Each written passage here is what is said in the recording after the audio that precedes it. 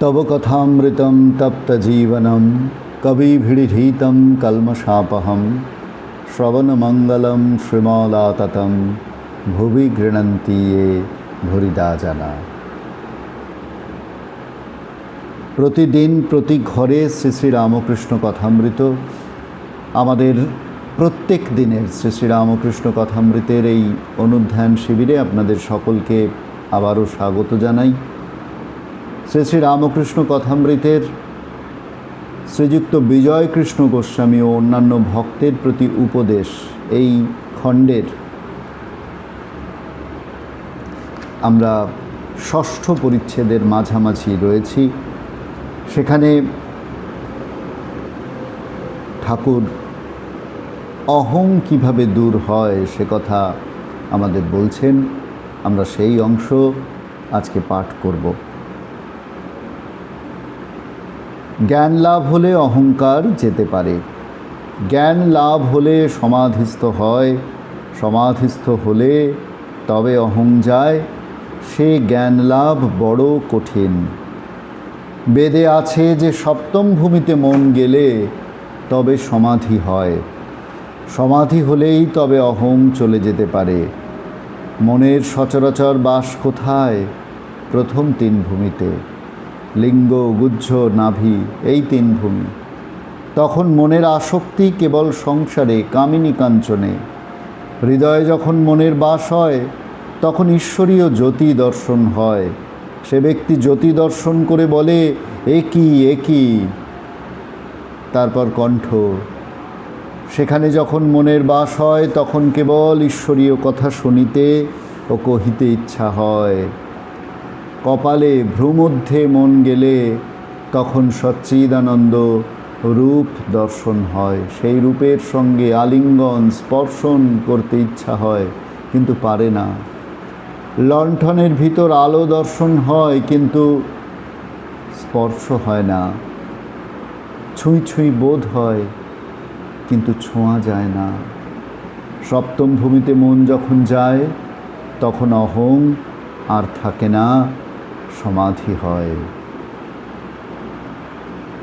বিজয় জিজ্ঞাসা করছেন, সেখানে পৌঁছিবার পর যখন ব্রহ্মজ্ঞান হয় মানুষ কি দেখে?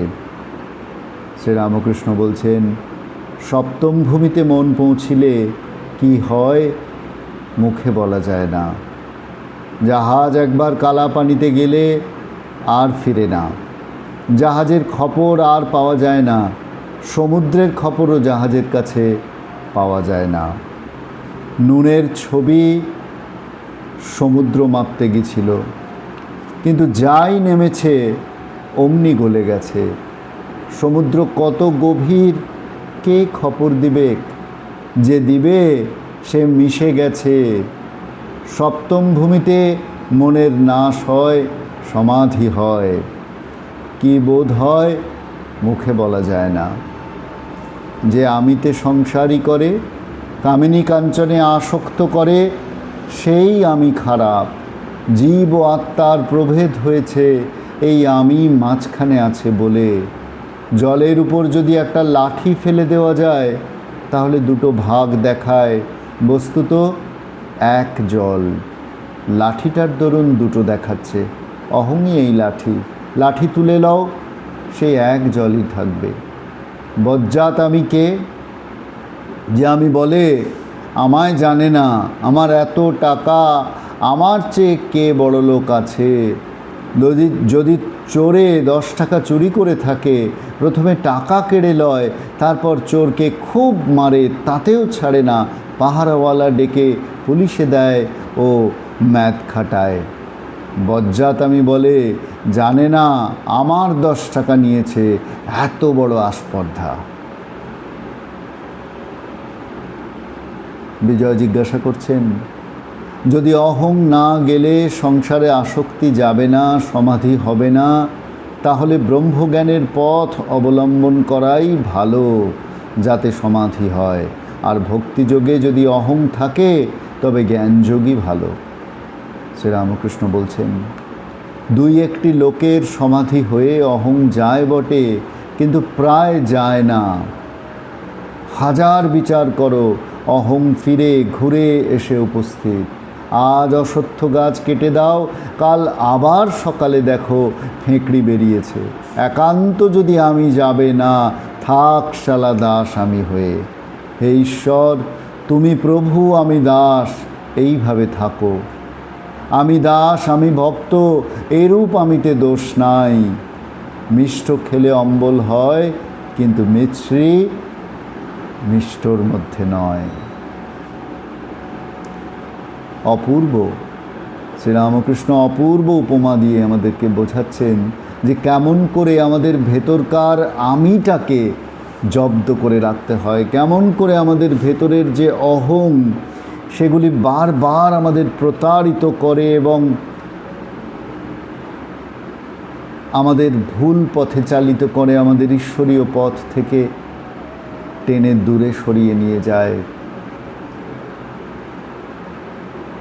আমার এত টাকা, আমার চেয়ে বড় লোক কে আছে, আমি এত ধনী, আমার এত ক্ষমতা, আমার এত মান যশ, আমাকে এত লোক জানে, এত লোক মানে। স্বামী বিবেকানন্দ বলছেন, কামিনী কাঞ্চন তবু যায়, কিন্তু মান যশের আকাঙ্ক্ষা মানুষের যেতে চায় না। এই যে মান যশের প্রতি আমাদের লোভ, আমাকে এত লোক মানবে, আমাকে এত লোক জানবে, আমাকে সকলে সম্মান করবে, আমার প্রতিষ্ঠা, এই যে আমি সর্বক্ষণ সকাল থেকে রাত অবধি দেখুন আমাদের সমস্ত কাজের চালিকা শক্তি রূপে আমরা যাকে বসিয়েছি সেটি আমার এই আমি। আর এই আমি মায়ারূপ একটি আবরণ তৈরি করে রেখেছে, ঈশ্বরকে দেখতে দিচ্ছে না। তিনি যে আমাদের এত কাছের, তিনি যে আমার এত প্রিয়, এত এত কাছের বন্ধু, এত নিকটে রয়েছেন, আমার অন্তরের অন্তঃস্থলে তিনি যে রয়েছেন, কই তাকে তো আমরা দেখতে পাচ্ছি না। কেন পাচ্ছি না? বারংবার আমাদের প্রত্যেকটি কথায়, প্রত্যেকটি কাজের মধ্যে যেন সেই আমি এসে মাথা তুলে দাঁড়াচ্ছে আর বাধা হয়ে দাঁড়াচ্ছে। তাই আমরা এই আমিকে বর্জন করার চেষ্টা যাতে করি, শ্রীরামকৃষ্ণ সেইটি চাইছেন। বলছেন, অহংই এই লাঠি, লাঠি তুলে লাও, সেই একই জল থাকবে। লাঠিটিকে জলের মধ্যে রাখা হয়েছে, লাঠিটিকে যেন বেঁকা দেখাচ্ছে, দুভাগ দেখাচ্ছে। একটাই জল, লাঠিটার দরুন দুটো দেখাচ্ছে। এই লাঠি, অহং হচ্ছে সেই লাঠি, একই জল মাঝখানে রাখায় জলকে দুভাগ বলে মনে হচ্ছে। একে শ্রীরামকৃষ্ণ বলছেন বজ্জাত আমি, অর্থাৎ যে আমি আমাদের ক্ষতি করছে, যে আমি আমাদের ভুল পথে চালিত করছে, যে আমি আমাদের অহংকারকে আরও শানিত করছে, প্রতি মুহূর্তে তাকে আরও বর্ধিত করছে। আমাদের চারপাশে অহংকারের একটা বিরাট বেড়াজাল তৈরি করে একটা ক্ষুদ্র গণ্ডির মধ্যে আমাকে বেঁধে ফেলছে। তাকে শ্রীরামকৃষ্ণ সাবধান করে দিয়ে বলছেন বজ্জাত আমি। তাহলে উপায়ও বলছেন থাক শালা দাস আমি হয়ে। আমি যাওয়ার নয়, আমি বাজার গেছি, আমি ভগবানের জন্য ফুল তুলে নিয়ে এসেছি, ক্রয় করে এনেছি মিষ্টান্ন, তাকে সাজিয়ে দেব। আমি দাস, তিনি প্রভু। আমি করেছি বটে সব কাজ, কিন্তু আমি জানি যে তিনি প্রভু, আমি দাস। এই দাস আমিকে শ্রীরামকৃষ্ণ আমাদের মধ্যে রাখতে বলছেন। একান্ত যদি যাবে না, তবে দাস হয়ে থাকুক। হে ঈশ্বর, তুমি প্রভু, আমি দাস, এইভাবে থাকা। আমি ভক্ত, এ আমিতে দোষ নাই, আমি দাস, এ আমিতে দোষ নাই, আমি প্রভুর ভক্ত, তার সেবাই আমার কাজ, তাকে চিন্তনই আমার কাজ, তার ধ্যানই আমার কাজ। এই চক্ষু দিয়ে আমি তাকে দর্শন করতে চাই, এই কর্ণ দিয়ে আমি কেবল তারই কথা শুনতে চাই, এই মুখ দিয়ে আমি কেবল তারই গুণকীর্তন করতে চাই, এই হৃদয়ে আমি কেবল তাকেই দেখতে চাই, এই হস্ত দুটি দ্বারা আমি কেবল তাঁরই বিগ্রহ সেবা করতে চাই, এই পদ দ্বারা আমি কেবল তাঁরই স্থানে যেতে চাই, তাঁরই শ্রীমন্দিরে যেতে চাই, যেখানে তাকে পাবো সেই তীর্থে যেতে চাই।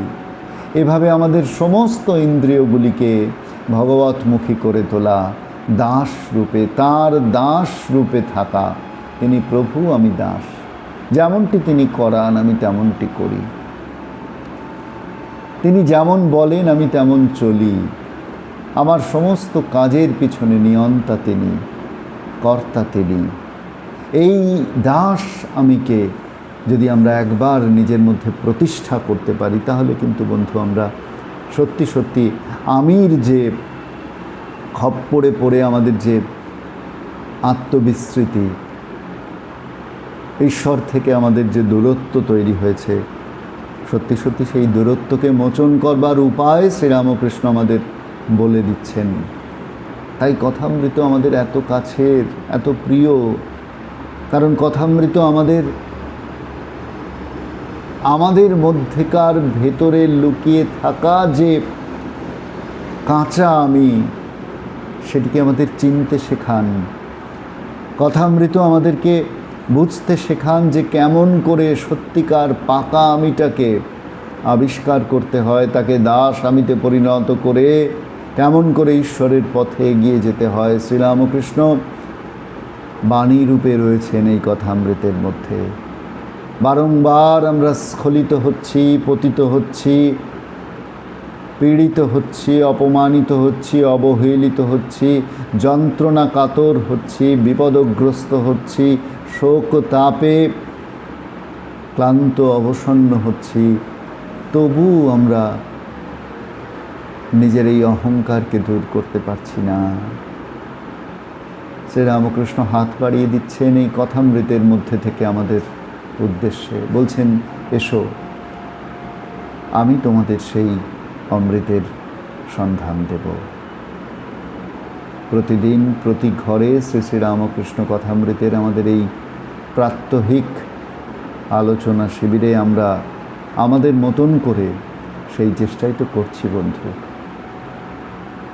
আজকের পর্ব আমরা এখানেই ইতি টানছি। সারাদিন অনুধ্যান চলুক শ্রী শ্রীরামকৃষ্ণ কথামৃতের। আপনাদের সকলকে ধন্যবাদ এবং নমস্কার।